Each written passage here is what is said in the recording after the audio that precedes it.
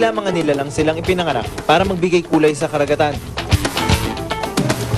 Mga bahaghari sa bahura. Ang mga nudibranch. Ngayon lang ako nakita ng ganito kalaking nudibranch. Sinlaki ng isang kuneho.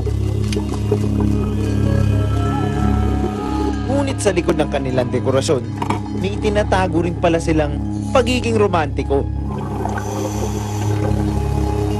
Sa kanilang kakaibang mundo, walang lalaki at walang babae.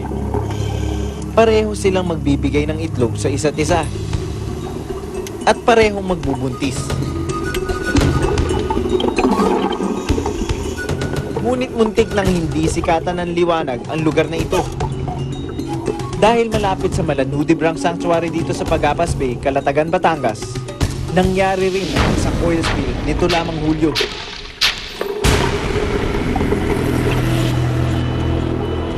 Sana lang wag lang maulit yung oil spill na yon. Maging maingat yung mga barko na nagkakarga ng mga langis.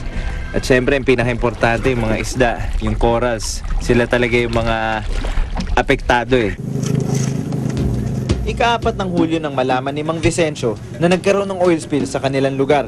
Kung patuloy naman yung pagtatapon ng mga langis sa ating karagatan, kawawa naman yung maliliit na mga isang katulad namin, number 1, maapektuhan. Hinahangaan ng Verde Passage sa buong mundo.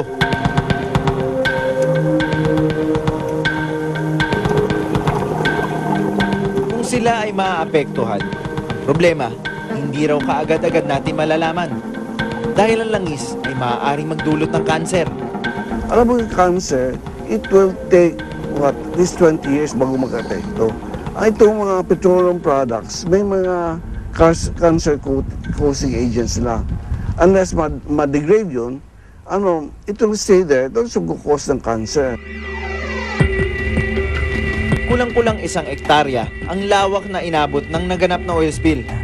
At hindi man naging maugong na balita tulad ng mga balitang oil spill ngayon, inenda ito ng mga residente rito. Nung umabot dito yung oil, tinakpan niya yung mga ilong, yung mga ugat na ginagamit ng mga mangroves para makahinga, makasipsip na nutrients. Kaya ito yung nagiging posibleng threat sa kanila. Threat din ito sa mga naninirahang wildlife dito, tulad nito, isang crab. Hindi na kinaya dahil yung mga crab dyan siya nakatira sa soil, sa buhangin na nakapaligid sa mangrove. Ayon sa mga eksperto, taon muna ang bibilangin bago makita ang tunay na epekto ng langis sa mga bakawan na ito.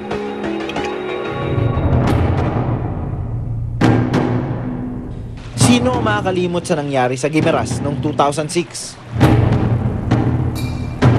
Kung saan 2 milyong litro ng langis ang tumapon sa karagatan. Nang bumalik doon si Doc Furch noong Nobyembre ng 2009, 3 taon makalipas ang oil spill, nakitaan pa rin nila ito ng bakas. Kung maghuhukay tayo dito, makikita natin agad na yung mga natirang langis na andito pa rin. Ay nakikita, lumalabas na yung layer ng lupa na hanggang ngayon, itim pa rin. Langis pa rin.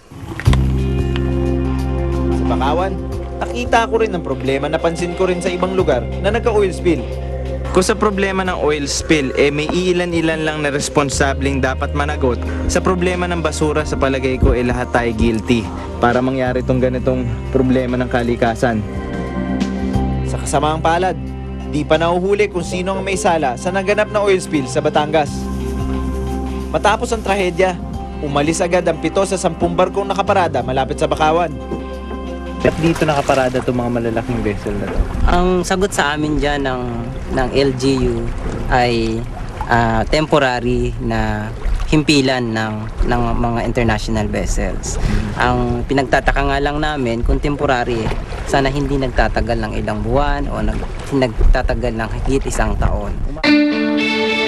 Sa bandang huli, sabihin man nakagapan na ang sugat, kalikasan lang ang makakapagsabi kung kailan siya tuluyang maghihilom. Maliit man o malaki ang isang oil spill, katotohanan, ang langis ay hindi natural sa karagatan. Ito ay krimen laban sa kalikasan, hindi dapat palagpasin at dapat may panagutin. Ako si Kiko Rusya, born to be wild.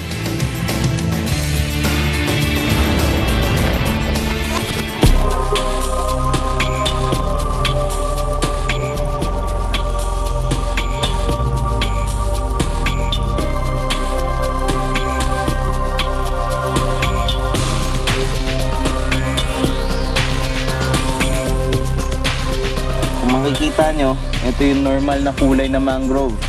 Pero dito sa baba niya, nakikita nyo yung itim na iniwan ng langis. Medyo mataas-taas yan. And even doon sa mga dahon sa baba, meron pa mga dagta-dagta ng langis.